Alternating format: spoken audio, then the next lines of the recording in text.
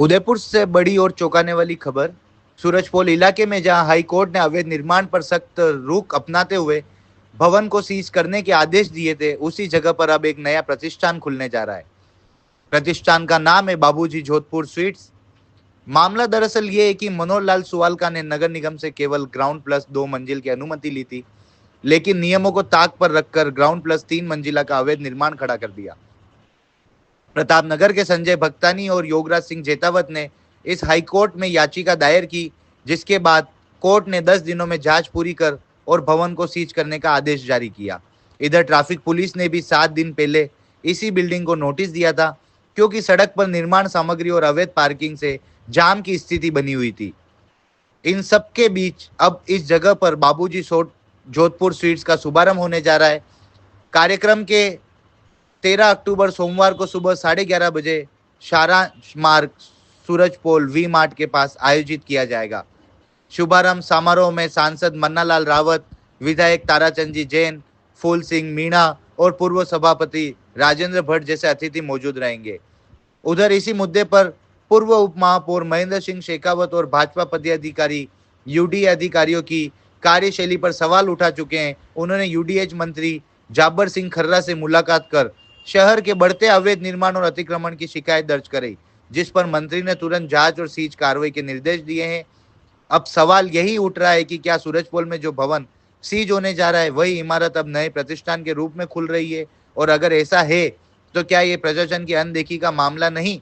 उदयपुर में ये पूरा घटनाक्रम अब चर्चा का विषय बन चुका है, जहां एक और अवैध निर्माण पर कोर्ट की सख्ती, वहीं दूसरी ओर उसी स्थान पर मिठाई की नई दुकान की मीठी शुरुआत।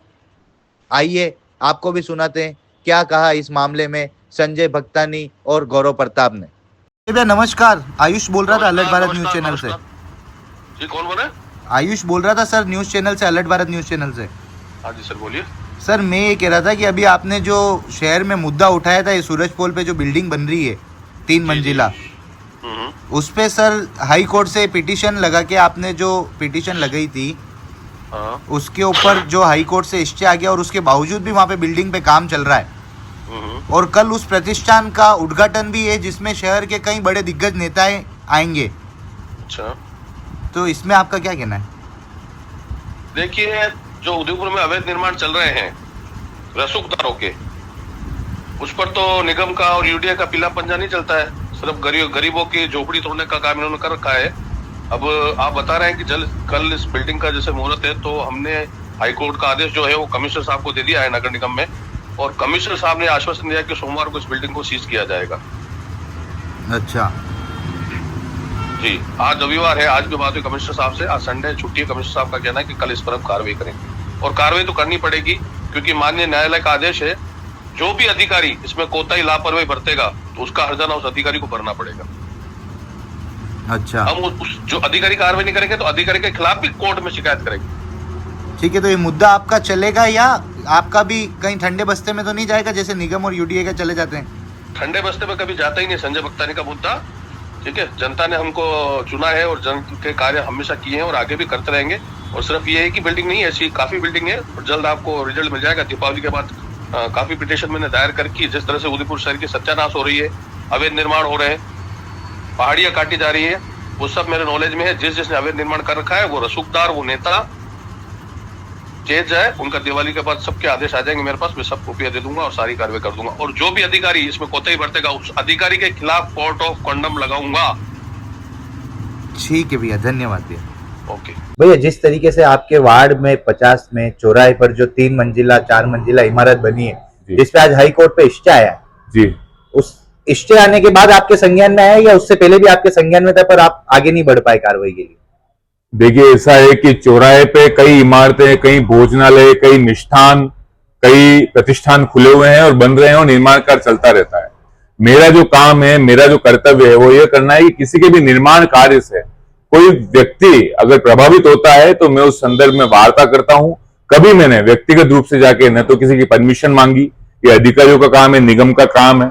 अगर उस इमारत में यह बात जरूर है कि हमारी वो जो इमारत बन रही है, क्योंकि वो जो मार्ग जाता है वो माताजी मंदिर की तरफ जाता है, और माताजी का द्वार भी बना हुआ था पूर्व में, हमने उस द्वार के लिए भी मुकदमा लड़ा, मुकदमा हम जीते, वो द्वार माता जी की प्रबल इच्छा से और भक्तों की आस्था से स्थापित हुआ। मेरे संज्ञान में ऐसा नहीं है कि मेरे संज्ञान में नहीं था, पर आज तक मैंने कभी भी किसी भी इमारत की न तो कोई परमिशन मांगी, जब तक कोई हमारा पड़ोसी निवासी प्रभावित नहीं होता है। किसी प्रतिष्ठान, किसी व्यापार की, किसी की मैंने कोई परमिशन कभी किसी ने मांगी नहीं है। मेरे संज्ञान में जरूर था, सेवा कर रहे हैं, सफाई देख रहे हैं, व्यवस्थाएं देख रहे हैं, स्मार्ट सिटी की, आवागमन की, यातायात की व्यवस्थाओं में खड़े रहते हैं। मैं ये नहीं कह सकता कि मेरे संज्ञान, बिल्कुल मेरे संज्ञान में था। इमारतें ऐसी कई बन रही हैं और ऐसे कई होटल मेरे वार्ड क्षेत्र में। संजय जी भक्तानी ने जो इस तरीके से शहर के मुद्दे को बढ़ाया है, उसमें आप उनके साथ है या क्या कहना चाहेंगे? नहीं, देखिए, संजय जी भक्तानी मेरे नेता हैं, मेरे बड़े भाई हैं, मेरे मार्गदर्शक भी रहे हैं, मेरे पार्षद साथी रहे हैं। उन्होंने जो भी आवाज बुलंद की है, उनका जो भी आदेश होगा, जिस भी तरह का, निगम में, हाई कोर्ट में, कोर्ट में, चौराहे पर, वार्ड में, उनके साथ कंधे से कंधा मिलाकर खड़े रहेंगे, उनकी आवाज में आवाज मिलाएंगे और कंधे से कंधा मिलाकर चलेंगे। संजय जी हमारे दिग्गज नेता रहे हैं। उन्होंने जो मुद्दा उठाया है, इसमें क्या मापदंड है, क्या नहीं है, उनसे भी चर्चा करके जो भी संजय जी का आदेश होगा, उसमें मैं और मेरे समस्त युवा साथी संजय जी भक्तानी के साथ पूर्व में भी रहे हैं और भविष्य में भी रहेंगे।